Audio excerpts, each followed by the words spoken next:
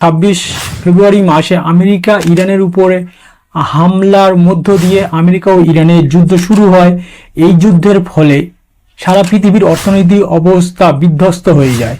Hormuz প্রণালীতে পৃথিবীর সমস্ত দেশের পণ্যবাহী জাহাজ চলাচল বন্ধ হয়ে যায়।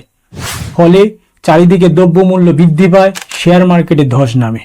এই দীর্ঘ 2-3 মাস ধরে যুদ্ধ চলার পরে গত 2 সপ্তাহ আগে 17 জুন আমেরিকা ও ইরানের মধ্যে একটি 60 দিনের যুদ্ধবিরতি সমঝোতা চুক্তি নিয়ে মৌ স্বাক্ষরিত হয়।